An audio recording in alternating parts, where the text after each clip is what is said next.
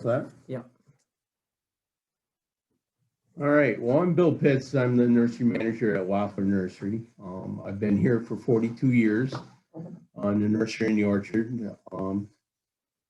It says I work quickly to become nursery foreman, but it seems like it was forever working in the nursery and in the orchard when I first started. But I quickly got into the nursery part of it and became nursery manager in 2004.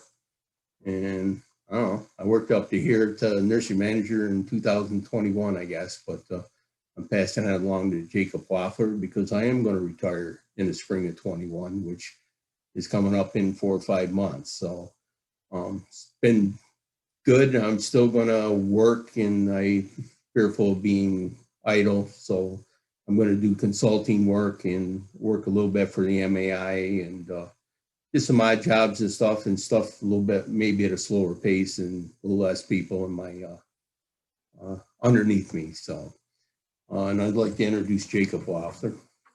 Hi, everyone. Like you said, my name is Jacob Wafler. Paul is my dad, and he's on the orchard side, for those of you who know him, along with my older brother, Kyle. We're both back on the farm.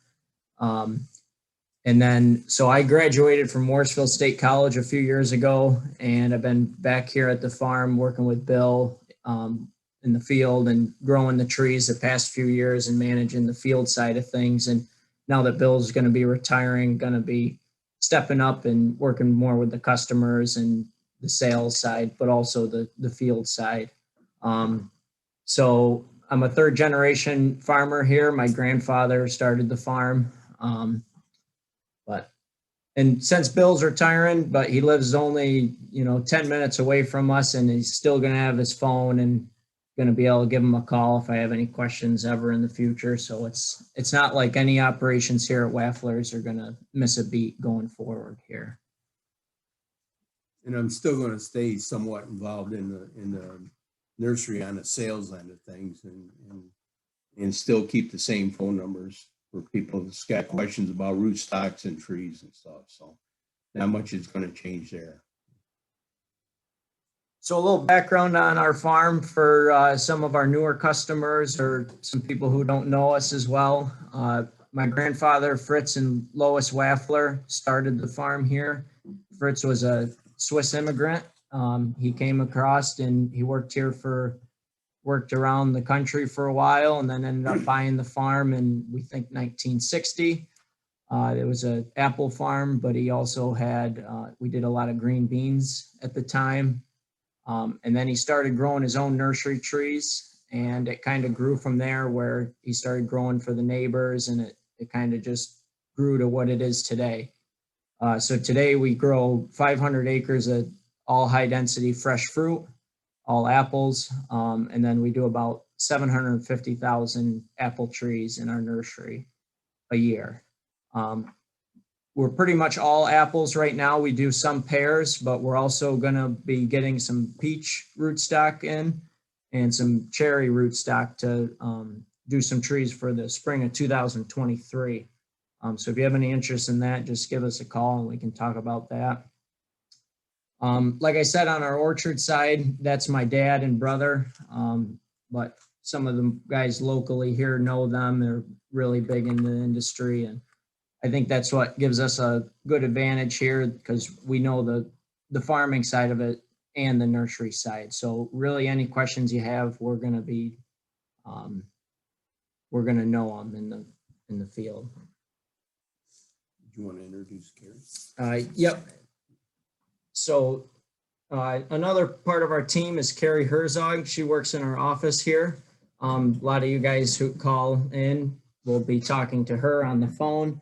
So this is Carrie, and she's a lot better looking than both of us. So. I'm going to be running the chat box today. So if you guys have any questions as we go through, just type them in the chat box and I'll read them to Bill and Jake once we get through the PowerPoint.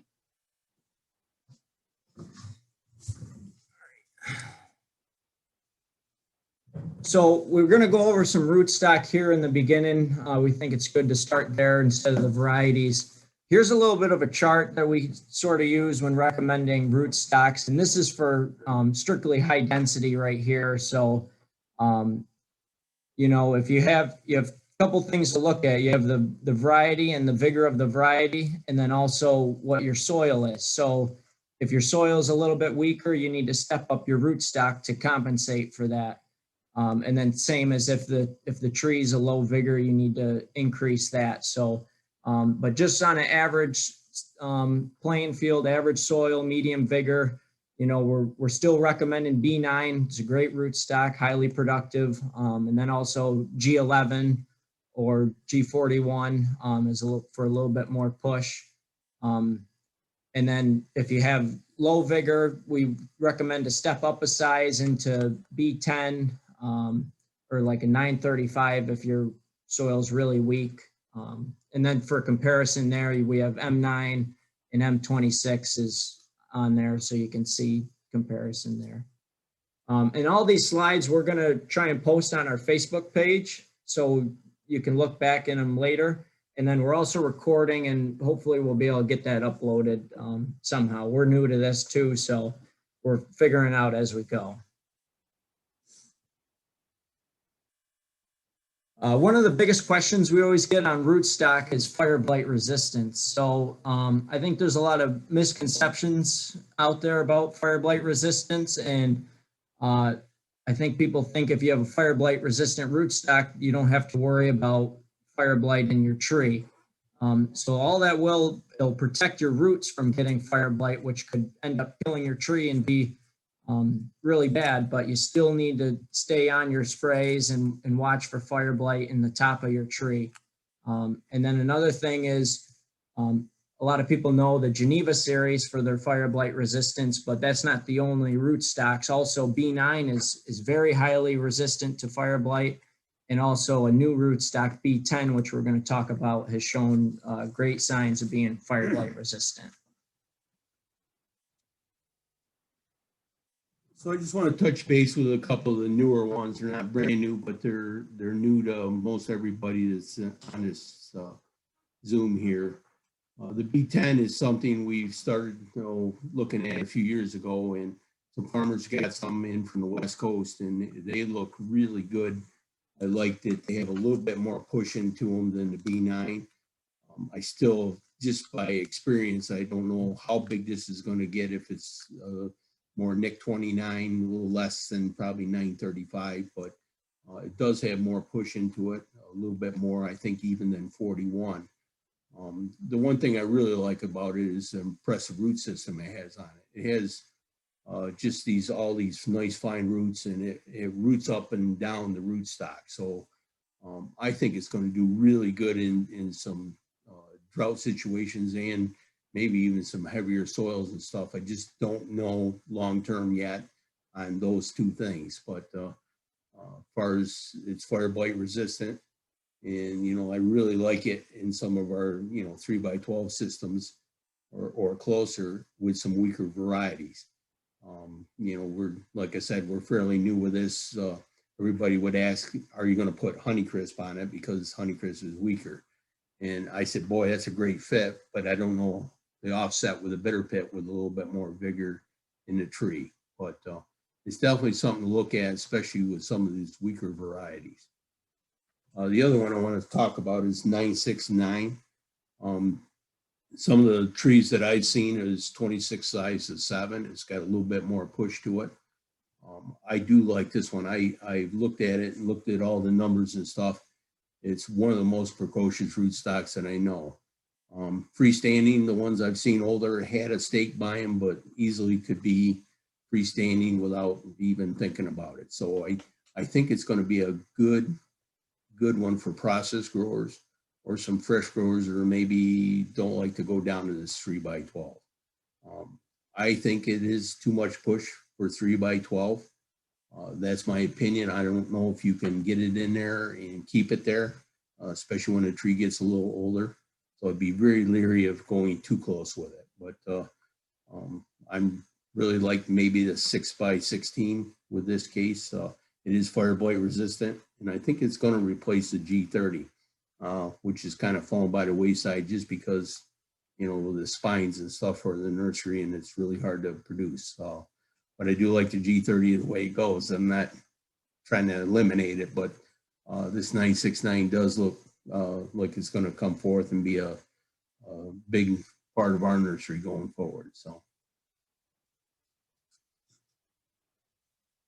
that's all for the rootstock right now. If you guys got questions, just chime in, and when we're all done, we'll try to answer a few of them, or as many as we can here while time allows. So. All right, like I want to talk about some varieties from Cornell and from MAI, but I don't want to hit too much with Evercrisp because now pretty much everybody knows how, you know, Evercrisp. So it is late. It's November, first time for us here. It is a Honeycrisp Fuji cross, which a lot of these crosses we're going to talk today are Honeycrisp Fuji crosses. So great keeper, keeps in regular storage. You don't need a CA. Some people put some in CA. They've had some problems in the past. They're trying to work things out, but I almost say, why do you want it in CA? But I guess there's people trying to keep it for till fall of next year. So blooms late. I like the sweet crisp flavor. It grows in a nursery. You would think it's a vigorous variety, but it's a tall, leaning tree in the nursery, but it's actually low vigor. I've seen them on B9. Most of ours are on B9. They are low vigor tree, especially once they start cropping, the thing likes to shut down. So my suggestion is step up a rootstock and, you know, get up into a B10 or a G41 and get a little bit more vigor into it. Next on the list is Ludacrisp. Ludacrisp is one we've taken a long time. It used to be under some test numbers, JF or FJ, and had several of them, but Juicy Fruit was another name for it. But a lot of people got test varieties, and now we're starting to produce quite a few trees in the nursery. It is an open pollinated Honeycrisp, we think. I think there's been some questions about that, but it is about a week before Evercrisp. So 3 weeks after Golden's, 2.5 weeks after Golden's. It's a good keeper. It's not as good keeper as Evercrisp, and I can say that about every other variety out there. So it does blooms mid to late season, so it's, you know, probably pretty, at least here in New York, pretty easy to pollinate because our bloom is so tight together. But it is a sweet tart with tropical tones. It can be a really tart apple right off the tree if you don't let it mature on the tree. So some of the apples that we tried here before, they actually were ripe, were not very attractive to me. But just a few days later, when they start getting some sugars in them and stuff, you can start tasting that taste that they have with the tropical tone. So, and it does come out even better coming out of storage and even later on in the year. So, high vigor tree is an understatement. It is the most growing tree in our nursery. It's easy to grow, easy to get branches. It's a nurseryman's dream. So I like it on that end. I wish it was, that's all we grew. We'd look really good with it. So Rosalie is one I really like it. We take it to the shows, and almost everybody likes this apple. It's very easy to eat. It doesn't have a thick skin. It has a thin skin, which I think is probably the drawback. Eating wise, yeah, you like a thin skin, but picking wise and running it down the packing line, I think that's going to be the problem. So we have a Honeycrisp. It's a Honeycrisp by Fuji. It blooms late. It is medium vigor. So once the tree starts producing, it doesn't get out of hand or anything. So, and it does produce a great nursery tree. Sweet Zinger. So Sweet Zinger is one that it's got a Gold Rush flavor. It's a Gold Rush by Sweet 16. I do like that sweet tart, especially when we pick it. I like it, but it's even a little bit better even after it sits and kind of mellows out a bit. It does bloom very late, not real late, but it is a late blooming tree. It's a medium grower. It's a little bit shorter and stumpier tree in the nursery. And the branch is okay, and it's a medium vigor out in the field too. Somerset is a variety I kind of forgot about because it harvests about the same time as Honeycrisp, maybe a couple days before. In the nursery, it's high vigor. It grows a pretty strong tree. I think once it starts producing, it'll slow down a little bit. It's a little tougher to branch in the nursery. I like it. I think it's a little better coloring in our southern places that have it than Honeycrisp that are having trouble with the color down there.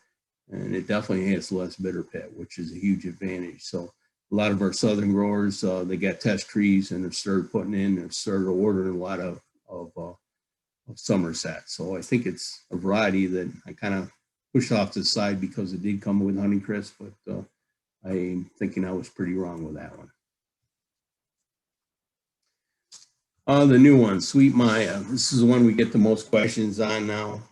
It's an apple we've been looking at quite a bit. It's out there at a lot of test plots because I've messed up with the budwood and we got some out with the Rosalie. So it was what I thought was a real bad thing was turned out to be real good because people got some apples to try them and stuff. For an early apple, it stores good. It doesn't store well past January. It starts to lose a little bit of flavor, but I do like it up to Lent. It blooms late. It's got a great color. The red color is actually a dark red color, so it kind of sticks out at that time of the year. Gets color right when the apple is small and grows in. I think it sticks out at that time of year because there's nothing else that dark and red. So we have seen a huge interest, especially the farm markets and pick your owns. I think it's going to be a pretty good variety. And it's a medium-sized apple too. And the vigor is medium. It grows a nice tree in the nursery, really tall. In fact, the tallest trees in the nursery and flat branches. So I do like it on that end, and I like this apple. It's a brand new apple for us, and I think it's a good one to have in your program. So I'm not going to hit too much with Crunch a Bunch and Baker's Delight. They're both pretty decent apples. I don't know if it's anything, I don't think, in my opinion, I don't think they're going to be anything commercial, but it might fill in some, some slots there, especially in that early October time. There's not a lot of apples out there being planted. So Baker's Delight, I do like Crunch a Bunch. It's a yellow apple, which I always kind of like, this by the wayside, but I do like that apple. It's just a little different apple, and it's for a yellow apple. I like it. It's just yellow. So all those varieties back there, those were all the MAI varieties. So to grow those, you have to join up with MAI, and you can reach out to us or directly to them and help in signing up. But it's a great program. You get all those varieties plus anything new and the test trees and everything. So the next few ones we're going to talk about are Snapdragon and Ruby Frost. And what these are, they were our New York club apple, only open for New York growers as a commercial on the commercial end. And then we had some farm markets in New York planting it as well. But what they decided to do is let it open up outside of New York to get it into the direct market and the U-picks to get some more interest in this variety. So now anyone in the country that's a direct retailer can plant it. You just have to get signed up with Crunch Time. So it is a lot of money up front. Not going to lie about that, but we think you can there's a good interest in it, and it's a great apple. Both of them are good apples, and you can get that paid off there. So there's the fees on there. It's $1,000 to sign up, and then some royalty money there. That's just something you got to look at, and we'll post that so you can take a look at later. So the first one, Snapdragon, that's the bigger of the two. It's harvest 1 week before golden. For us, it's usually right in the beginning of October here. It's a honey crisscross by New York 752, which is just one of their crosses they use in the Cornell breeding program. It blooms mid-late. It's a low vigor apple. A lot of ours that we do here is on either Nick 29 or G935, but I think Bud 10 would probably do well with this one as well. And it's got the real sweet, crunchy flavor. It's one of our favorite apples here at the farm, and it fills a really important pick time right there, early October. The next one is Ruby Frost, and that harvests with Golden about a week after Snapdragon. It's a Brayburn Autumn Crisscross. Has a pretty long bloom, which is you got to be careful with because this variety is very susceptible to fire blight. If you're going to look at anything for fire blight, keep an eye on your block of Ruby Frost here. It's medium vigor, so just whatever rootstock you're comfortable with. And it's a sweet tart apple, and off the tree it's really tart. So it may be not good for you pick, but after about a month of storage, the flavor really comes out and do really well in your markets. I'll touch base with the 3 new ones out of Cornell that there's a lot of questions about. We have quite a few trees out there in test plots and stuff. And the first one I want to talk about was a pink luster. So it comes early, it's like almost before gala time, but I think we're going to have to crowd a little bit more towards gala time just to get a little bit better color for it. It's got this like a pinkish, pink luster, that's what it's called. So it's like a pinkish color more than a red color. It is a larger fruit size, smaller than Honeycrisp, but it is a larger piece of fruit. It's medium vigor, and it does bloom mid to late season.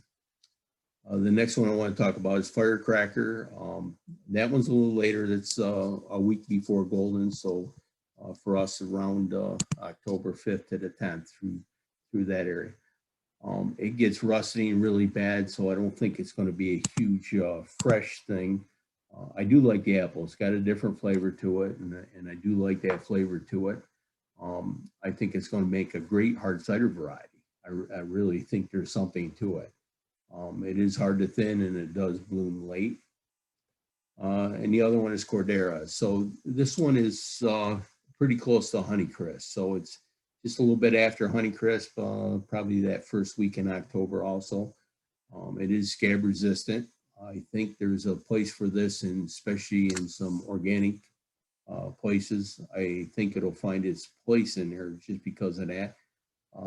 Probably the downfall of its low vigor and needs to get up on a 935 or a B10. It needs quite a bit of push because it is weak. It does bloom mid to late season, and it can hang on a tree. And you probably want it to hang on a tree a little bit to get a little better color.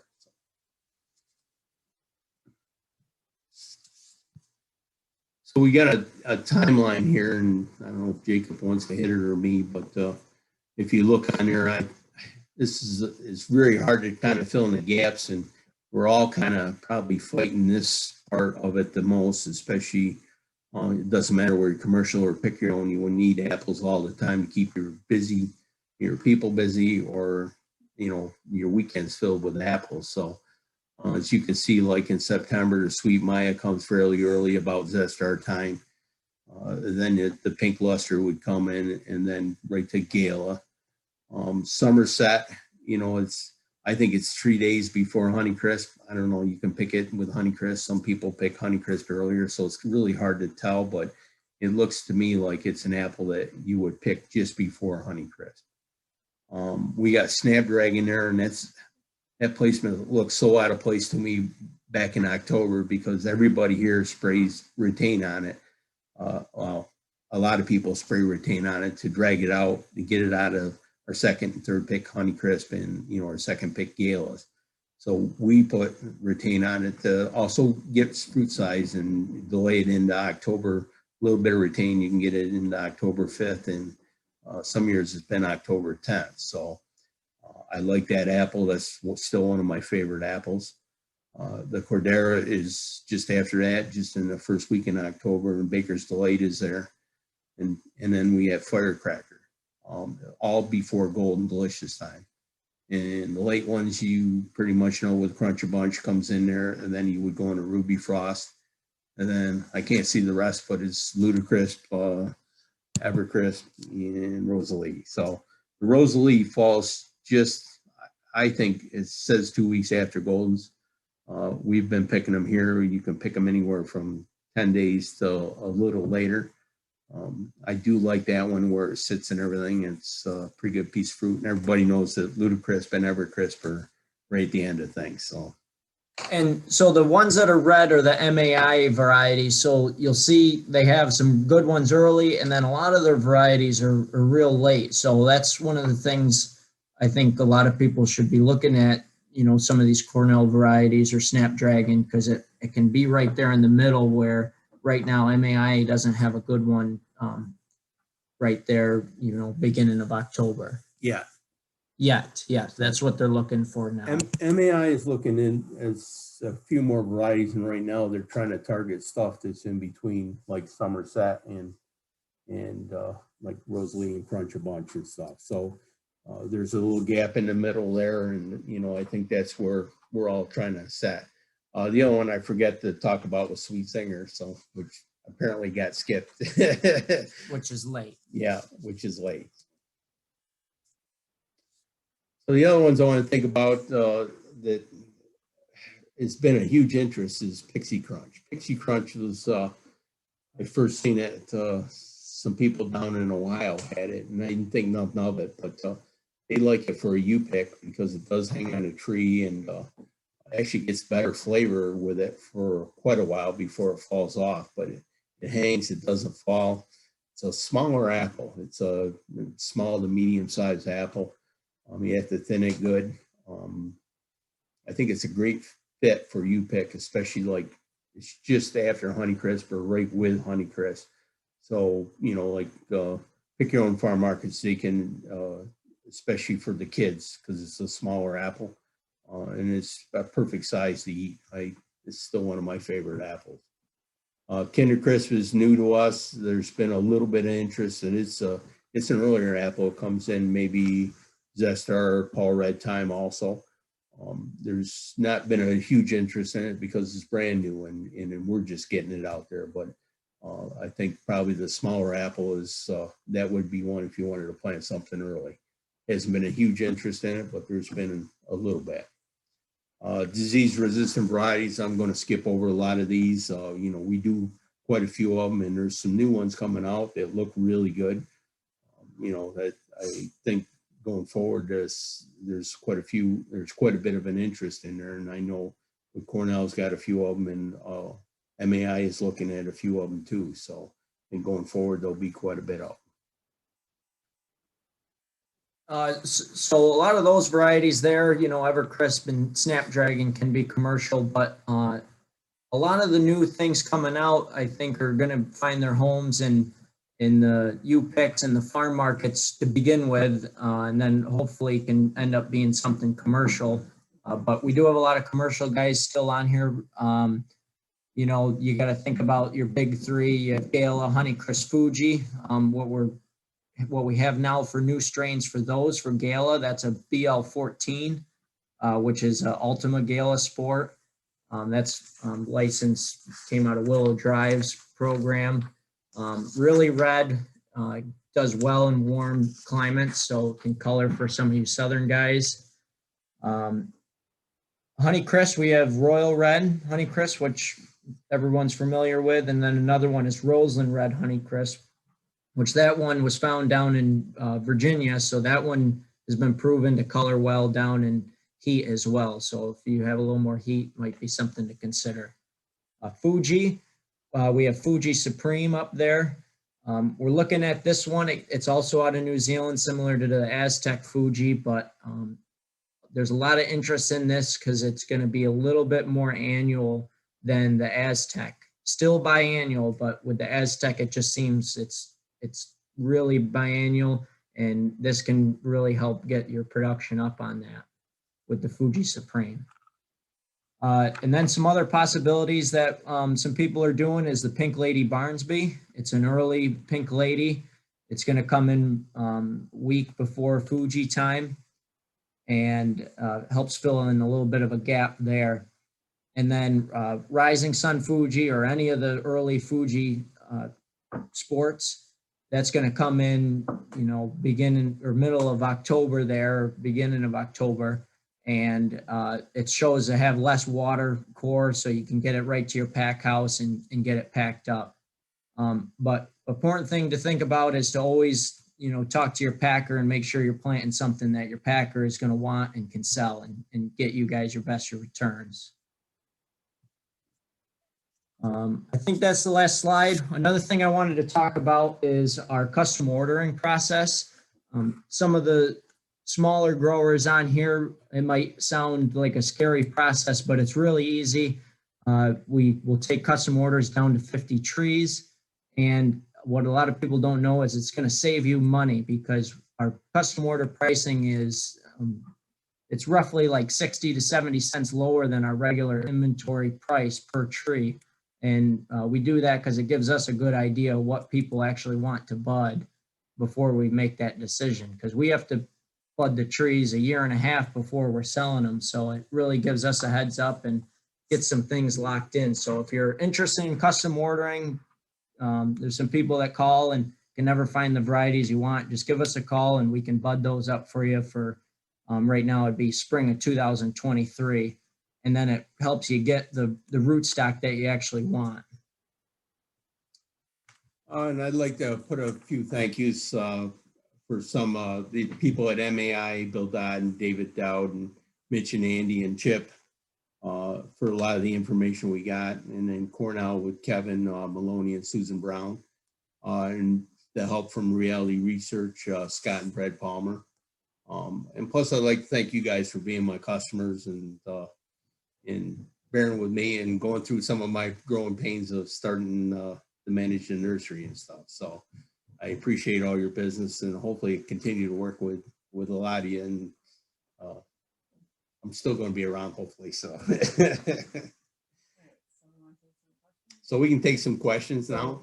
I'll read them, and then if you want to repeat them, maybe. Yep. So Carrie's going to read them out loud to us, and then we'll repeat the questions so everyone can hear, and then go from there. Can you please compare the size of the Geneva 935 and the Geneva 41 rootstocks? Okay, so G41 is, you know, Question. oh, somebody asked if what's the difference between size difference between G41 and G935. So G41 would be a little bit more vigorous than like the 9 or the B9.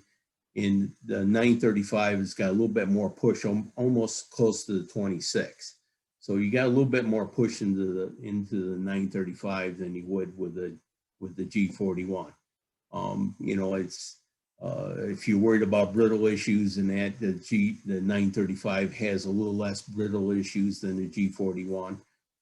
You know, I like that, and the 935 is also got some virus issues going on, but there's not a nursery out there that's not worked with it and uses clean wood now. So nobody's run into problems lately with it. What is the tolerance for replant disease of the Geneva 969? The question was tolerance on the Geneva 969 for replant disease. And we haven't had much experience with it, but we're guessing it's going to be pretty tolerant. That's what they breed for down there in Geneva. And, you know, it's got that extra push and it's really going to just go through the soil. So a lot of people have problems with replant when you talk about some of the weaker varieties or weaker rootstocks, and it's the roots just too weak for the soil and not replenished as much. Any bitter pit issues with Evercrisp? We've seen some bitter pit in a few blocks. I've seen some bitter pit with Evercrisp on G41. And I think I looked at it and it's basically when the tree is younger and it's just pushing. I've seen some bitter pit. On our farm, we haven't seen much at all, but most of ours are on B9, and I don't know if that's helped or just taking a little bit of the vigor out of the tree. But I think when the tree settles down, I don't think it's going to be an issue, but we have seen some, and we've seen of some people down in the Carolinas have some cracking issues with Evercrisp. So it seems to be a little bit of a problem, and I know that there's some people working on some hopefully some solutions to it. With bitter pit, a lot of that stems from the vigor in the tree. So anytime you can keep your tree more calm, you're going to reduce your bitter pit. So less pruning, a weaker rootstock, even weaker soil. Your tree may be smaller, take longer to fill your space, but you're going to have definitely cleaner fruit. So you got to balance that with your soils and your rootstock to find that perfect balance for your farm. So I think this question was on the Ludicrous. They said, please comment on suitability for cider. The question was ludicrous for hard cider usage. I think there's a little bit of it. I know Ohio's been experimenting with it and doing a single variety with it. I think it's going to have a good base to it. And I think what we've heard from one guy, he said that some of the flavors actually can go into the cider, which is kind of unheard of. And I still question that because I don't think I haven't seen that. I've seen you get flavors and like tones through it, but not where it kind of leaked into that. And so I think so far what people have done, I think it's going to be a good base for a cider or a good mixture. I don't know about a single variety though. Recommended spacing on bud 10. So bud 10, the question's recommended spacing for bud 10. So I still like 3x12 or variations. You know, I don't know about going 2 or 2.5 with it unless you're doing an extremely weak variety. I think it'll do good on, you know, on some of these weaker varieties on B10 at 3x12. I'm not against going maybe 3.5, just to give it a little bit of room.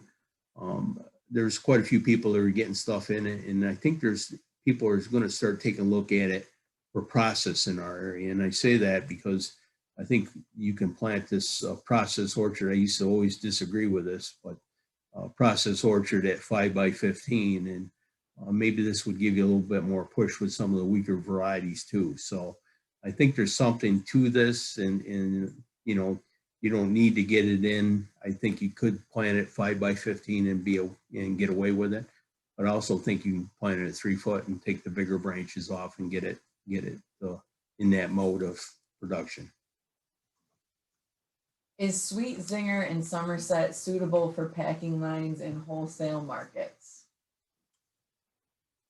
You want to repeat the question is Sweet Zinger in Somerset for wholesale markets and on like a packing line. So I hate to ever always limit, because I have a tendency to do that, saying it'll never be there. And I don't think it'll be there. I just don't think it's going to have enough legs to get going, which might help that variety as far as maybe not for you guys, but for not getting into grocery stores, and maybe some pick your own farm markets do have it. I don't think it's ever going to get the color. Sweet Zinger, I love the flavor. I love everything about it. It's not the most attractive apple. And then, you know, you throw in the lack of color on it some years.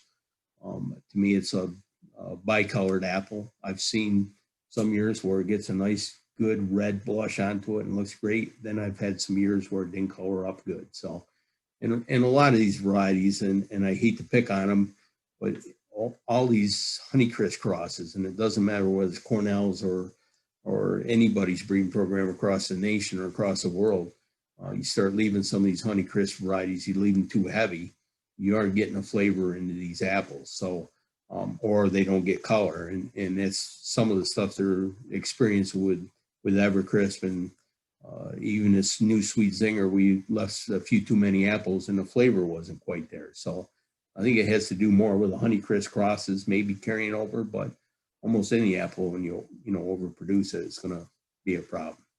So with the wholesale market too, as everyone knows how crowded it is right now with new varieties. So just because one of these isn't going to be suitable right now to start sending to your packer or shipper, that doesn't mean, you know, a couple of years down the road, things are going to change and look at them then. You got to think of how long it took Honeycrisp to become what it is today. So, Are any of the MEIA varieties better for top work grafting on bud 118? The question is top work grafting for MEI varieties on bud 118. I think you can top graft anything on the B118. It's just how much is it going to have enough vigor, which with B118 it shouldn't be a problem. The problem is what you got them planted at already. If they're if they're 10 by 20 or are they 12 by 24 or something, or a little wider, or even down into some Michigan soils, some people got them at 6 foot by 16. I think it all depends on what you put on it. If it's 6 foot by 16 and you're putting all these basically Rosalie or Somerset, any of these, the Sweet Maya, I think it's going to be a great fit. I don't know if I put Ludacris at 6 foot apart. It's just a really vigorous. So I think it all depends on your situation there, because you're also probably going to have like an interstem in there. So probably it's going to depend a lot what you have there. If you got a wheat grown variety already and you're leaving that piece in there, you might get a little bit of dwarfing with that just because of what's in there too. Someone made a comment that you might only be able to have 1 acre of each of the Snapdragon and Ruby Frost if you're doing the direct market. You want to speak to that? The question is about acreage for the Snapdragon and Ruby Frost and what you're limited to. So my understanding is they'll grant you up to 2 acres total. I think you could do all 2 acres Snapdragon or 2 acres Ruby Frost if you choose to do that. Or you could do 1 acre and 1 acre or less than that. I think you can play around with your acreage there. So, what's the height of a Geneva 969 tree? The question is about height of the Geneva 969. Really, any tree you can kind of control what the height is. So we're recommending that tree 6 by 16 spacing. So you never want your tree to get more than what your row width is. So you can keep it down at 16 feet, the height. And you do that just by, when you get to the top of the tree, just keep cutting back to a lower side branch. You never want to just hack the top of your tree off because you're going to get all this growth out of it. But if you cut to a lower side branch, it has energy to go somewhere and you can maintain that height. I think it all just depends on where you put, what spacing you actually plant it. So it doesn't really matter. I just hate to see too many going too close together, but I think you can keep that in its place. I think probably the question is, if I can probably read into this, is it going to maybe settle down? And that's the part I don't think anybody can tell you. If you're planting this 969 that has a little bit more vigor in it, 8 by 16, and it's got plenty of room to grow and stuff. But if we're tucking them down in there pretty close together, can we take the vigor out of the tree by cutting little branches off? And I think we can. I just don't know if it's going to settle down and at that spacing. I don't think anybody knows, to be honest with you, because there's not that many older ones planted that close together. How long can you pick Snapdragon? 1 to 2 weeks? How well does it react with retain? The question is about how long is the pick time on Snapdragon and how well it reacts to retain. As far as with retain, reacts really well. We use it here at the farm all the time. It is a little bit smaller apple, similar to like Gala, so you want to keep it hand thinned and chemical thinned to get that fruit size, but then we use the retain to get the fruit size to build up on it a little bit. How long? I think you can drag it out. I really, with the retain, and most of the farmers, I think, either put a half shot or full shot on, just because they are trying to drag it out of that late September time. So if you don't spray retain on, you're talking late September for our areas. And we've picked it, I think our latest maybe October 12th. So if that can help. And I think you could have hung on a tree longer, but we have to, pick them and get them in storage too. And we've always been accused of kind of holding on to them too long, but with retain and the way we do things here on the farm, we were able to drag it out. So yeah, 2 to 3 weeks. And it hangs on a tree, it doesn't fall. Is Budwood available for Sweet Zinger? Budwood would be available for Sweet Zinger. A lot of the MAI varieties, I've planted quite a bit, and we've grafted quite a bit on some existing trees and stuff. And we have some good supplies of MAI Budwood of certain varieties. Some of the new ones coming about, no, it takes a long time to get our Budwood blocks established, and these MAI varieties are coming at us pretty quick now. So we do have some though. What is the flavor and texture of Sweet Maya? Is it similar to Zestar? The question is flavor and texture of the new one, Sweet Maya. So Zestar, I like right off the tree when it's ripe. The trouble is 2 or 3 days afterwards, it starts to go soft, and it's I wouldn't say it's a mushy apple, but it's Zestar. It does have a little bit of crunch to it when you pick it fresh. What I like about the Sweet Maya is it's crispy and crunchy for a long period of time. You can hang it on a tree, stays crispy and crunchy. It'll be crispy and crunchy now coming out of storage. It's we got some apples last year at this time, and I know some people got some Sweet Maya stuck in for some experiments going on, and they're as crispy and crunchy. I think what happens is now later on you lose that, you definitely lose that flavor, but the texture and the flavor is really good coming off the tree. So it's a good one off the tree, but a good one out of storage. Not that you want to hang on, to your early apples, but you could hang on to your early apples. When does Sweet Zinger ripen? The question is, when does Sweet Zinger ripen? So we don't have any trees in the orchard, so I just have them in the Budwood blocks. Sweet Zinger is around a week to 2 weeks after Golden Delicious. I pick mine a little later, but I do spray a lot of urea on my Budwood block for growth on my Budwood. So it kind of skews the picking dates for them, but I like it. I like the way the flavor is like a spicy Gold Rush flavor with it. So I think you can hang on to it a little longer. It's not going out of shape quick, so you can actually leave it on for maybe a little bit more color too. Is Baker's Delight the same as Mitch Special? No. The question is Baker's Delight the same as Mitch Special? No, Baker's Delight is Baker's Delight. It had a number, I think it was 1441 was the experimental number. Mitch Special was something that Mitch Lynn found that he liked. The apples are somewhat similar, but they're definitely a different apple, different growth of the tree. So they're definitely, at least in the nursery was. I don't have Mitch Special here anymore. I took it out, but it's a decent apple too. To get access to the Cornell varieties, is there an annual fee? The Cornell varieties, so the question is the fees on the Cornell varieties. So the only two that have fees is the Snapdragon and Ruby Frost, and because those varieties were sold off to a group called Crunch Time Apple Growers. The other three new Cornell varieties are open to plant for everybody. There is a tree royalty. There will be a tree royalty on that. You just don't know what it is. We don't know what that is yet. Probably $1 or $1.25 on that, but it's no licensing fee for that one. For those three, the Cordera, Firecracker, and Pink Luster. What is the vigor of the Firecracker? The question is vigor on Firecracker. It's still a new variety, but just medium vigor for that one. It's not anything you need to be concerned with low vigor on. Is Rising Sun Fuji available for 2021? I can't remember.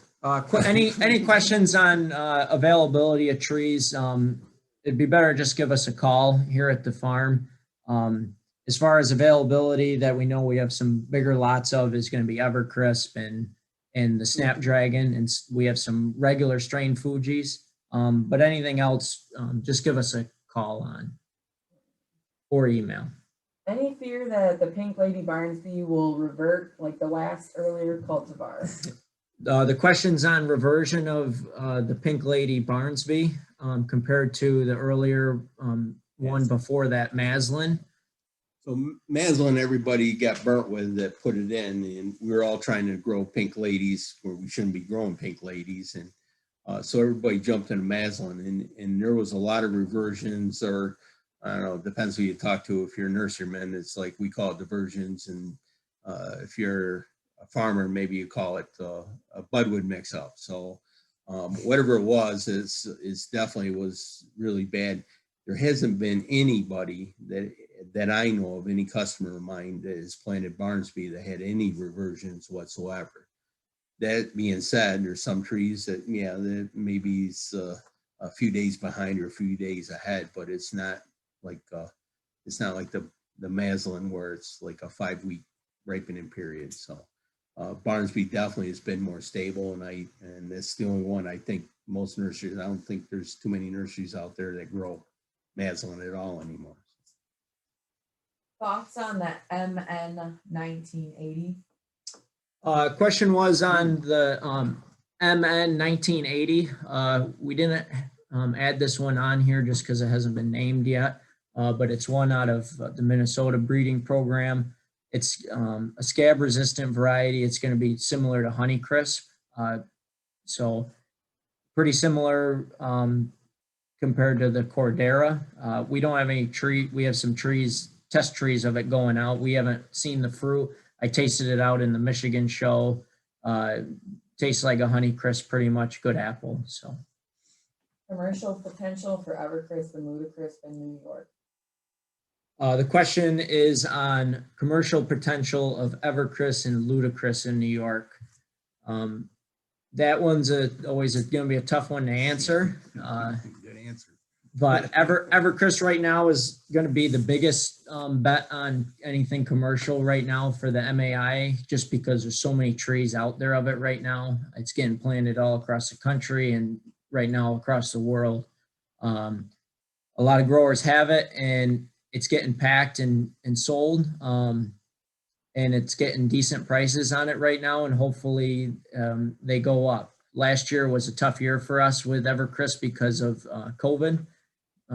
A lot of grocery stores were going to wait on it until March, especially like Costco was going to take a bunch of fruit and really go hard with it with samples and everything in March. And COVID came along and they said, we're going to drop that and just stick with Gala Fuji Honeycrisp. And so that really hurt us.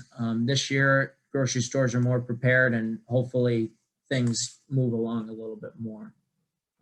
I'll talk about the Ludacrisp. Ludacrisp, I think, is, I always thought if Ludacrisp and Evercrisp and all these came out 10 years ago, or even Ludacrisp 15 years ago, I think some of these would have took off without a question.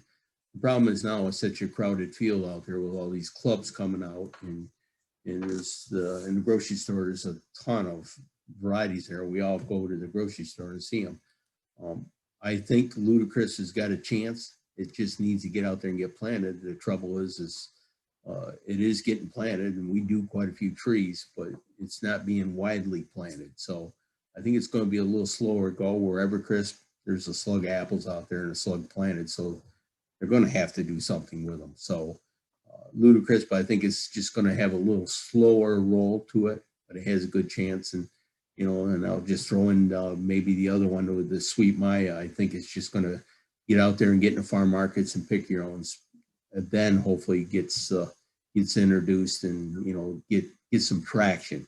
I think it's going to be really hard for these new varieties to get some traction. Which of the Geneva series are doing best in lower chill southern areas? The question is on the Geneva rootstocks and low chill areas in the south. Well, that one's going to be a tough question for me to answer. I can only go by some of the people who've got some planted down there, but I don't know if any of them's got a slug of planted to go out of limb and say one's better than the other. I think the 935 has a good chance. I don't know about this new 969. G41, G11, I don't think there's any problems. I haven't heard of any problems. I know they're doing some out overseas and stuff. I think there's some stuff going on with 41 and G11. I don't know about G11, but 41 anyway. But I don't have enough experience to tell you just by what I hear from a few of my customers. For Bitter Pit and Honeycrisp, do you prefer B9 or B10? The question is Honeycrisp and Bitter Pit with B9 and B10. Here at the farm, we do everything, and a lot of the people around here do Honeycrisp on B9 because of the how well it handles the Bitter Pit. It is a weaker variety, so we have to keep the fruit off the tree, you know, definitely 2 years and try and get that tree up there. B10 is something that I think should be looked at for Honeycrisp. We just don't have enough data on it right now, but I think it's something everybody should get some trees in if you're planting Honeycrisp and take a look at this thing because it would really help with the vigor. And I know there's some early data coming out of the people who bred this, and it shows that it has low bitter pit, but you know how data can be, and so until it's a little bit long term, we're going to still recommend B9, but recommend that you try some B10. What makes a better tree, a bench graft or a budded tree? The question is on what makes a better tree, a budded tree or a bench graft. Yeah, I'll try this one. So, well, I like a budded tree. We used to do grass. We always call them a half-year grass and stuff, or 1 year grass or 2 year grass. I mean, we've done just about everything. I think the graft, some of the Geneva rootstocks take a little bit of the brittleness. I think it was definitely better to do the graft, even though sometimes they're harder to graft. The graft take on them was a little bit. We still prefer budding. It just makes a little bit better tree and a little bit more, I call it a tree in sync. I'm not against the grafted tree. The 2 year graft makes a lot better tree, but when you dig that tree, you lose a lot of roots and you have a tree that's, I think, out of balance. I know a lot of people like that tree because of the looks. What they're finding and what we found here on the farm, several places where we've had grafts in buds, 5/8 trees and bigger trees and highly feathered trees. And what we found is when we start growing this tree for 2 or 3 years, we get this nice tree, but we lost the roots, especially some of the fine ones when you go to dig them. Then it sits there in a transplant shock. So we've I like the budded tree. I like a 1/2 inch or 5/8 budded tree with some small spurs on it. It's still my favorite tree, or a whip, believe it or not, compared to the big long branches. Height of B10. Question is height on B10. Same thing with 969. We're going to recommend spacing more. So with low vigor varieties like Snapdragon or Honeycrisp or something, 3x12. But then, you know, if you have a medium vigor variety, you could go 5x15 or 4x14, any type of variation there. So you basically go by the 90% rule. If you're at 12 feet, you want to be at 10.5 or 11 feet. You don't want to be much more than that. You know, if you spread things out 5x15, yeah, you can probably go up to 12.5 or 13 feet and still get away with it. And I think the B10 will reach the top where if you plant a B9 out 5x15, the problem is getting the leader up and getting that up into that up into the zone upper, and I think that's where B10 will thrive in that spacing. What do you like for pollinizers for Snapdragon? The question is pollinizers for Snapdragon. So I think, I mean, we have Galas, we had Red Delicious over there in our one block. Yeah. I think if you, in New York, I don't know, I think we're blessed because we have our bloom time is so close together. So it's a mid season, maybe mid to late season. So we can get away with quite a bit more different varieties that go in there and still pollinate. So long as you come with something that's mid-season, so I at least cover the kings on the Snapdragon, I think is key. Any info on CA storage for the new varieties?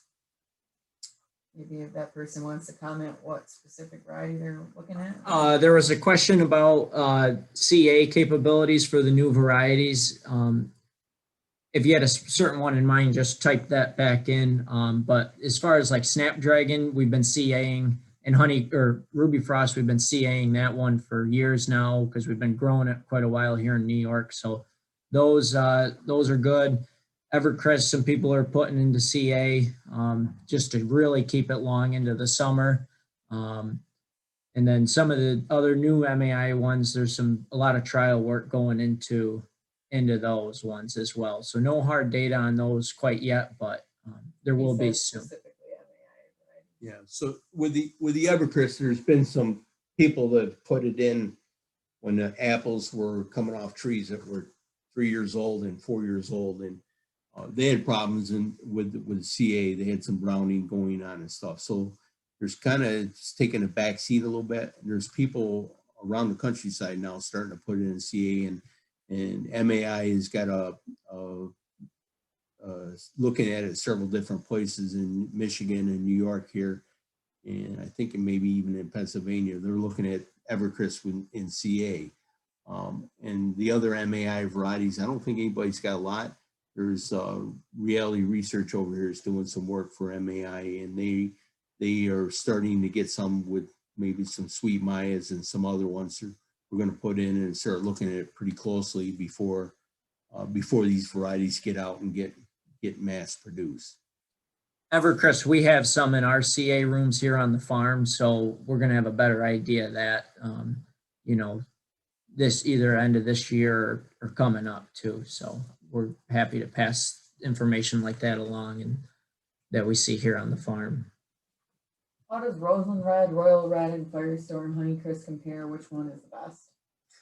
The question is on the red strain Honeycrisp and which one is the best between Royal Red, Roseland Red, and another one, Firestorm. I think Royal Red's almost the most planted one. I know Firestorm is really weak, even weaker than Honeycrisp. So that one can be a little bit of trouble, but it has great color. I don't know if that's just because it's weaker, it puts out color a little bit more. And then the Roseland Red, like we talked about, we're seeing good results with that in the heat.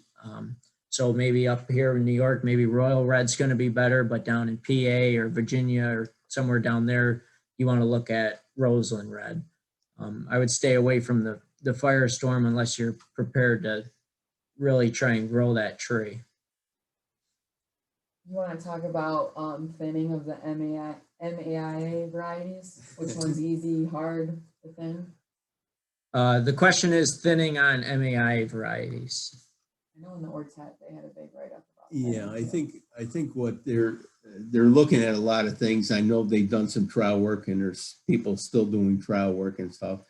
I think the most one was Evercrest. Nobody knows how to thin this thing, and there's been several people that said, well, we just let it go and it self-thins. Well, it doesn't do that for us. I mean, we have to hit it with some thinner, and I know in Michigan they hit it pretty good with thinner and have good crops. So with some of the other ones, I really can't tell you because I don't have a lot of experience on a more of a commercial basis. I know that MAI is going to put some stuff out as soon as they get it about thinning some of these varieties.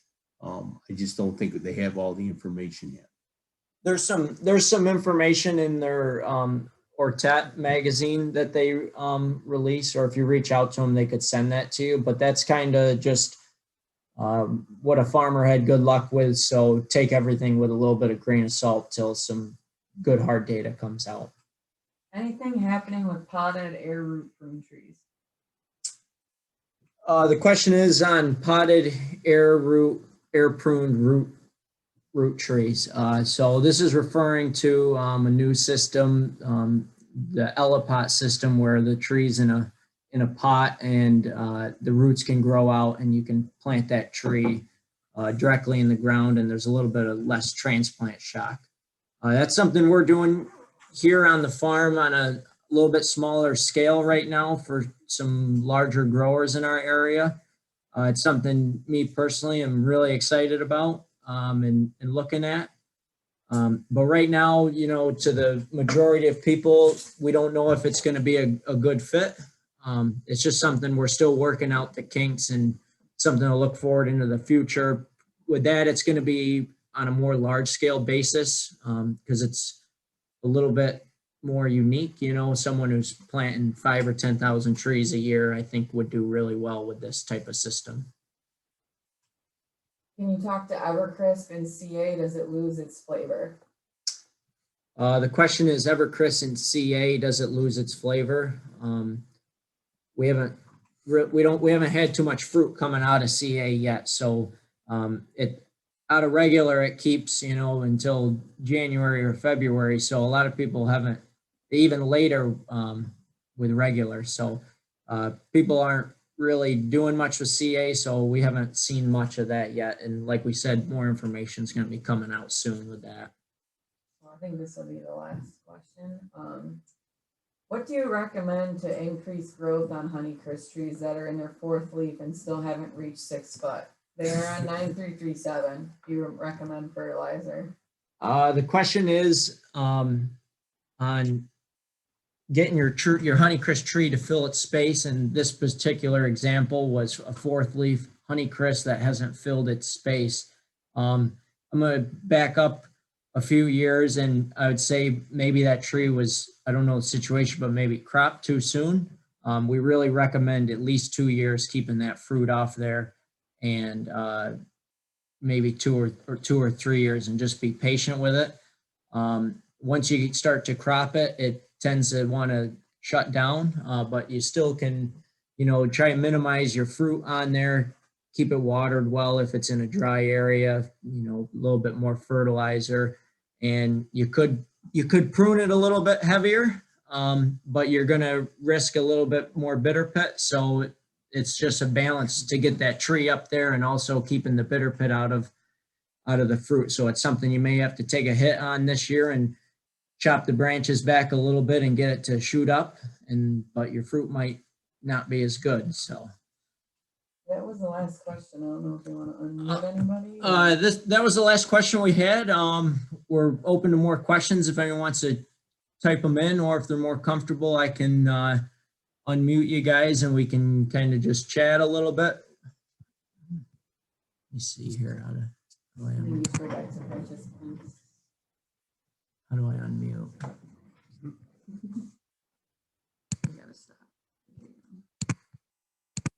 All right, I think you guys can unmute yourself if you have any more questions.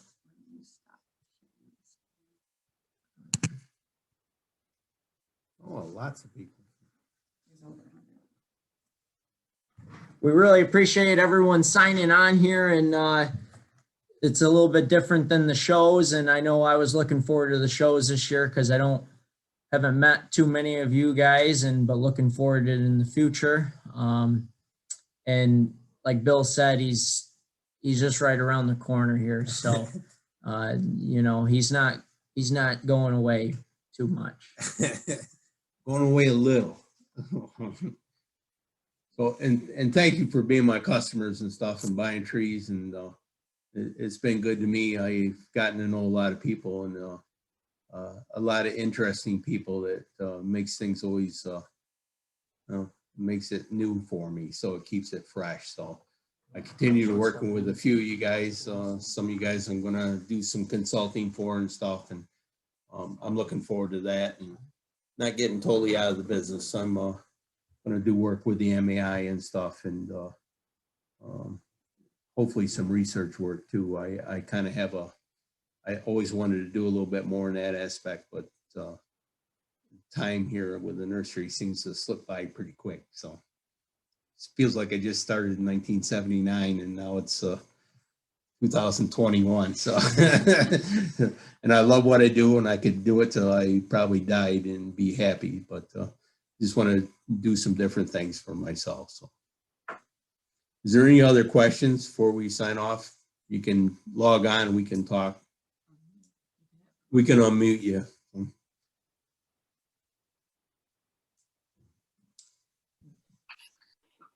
Wishing you well, Bill. All right, Giving you that's some good. claps. We're done. Thank you. Yep, and just feel free to give us a call if you have any more questions and on anything, we can go in a little more detail. So All right, well, thank you. have a good one. Yep, bye now.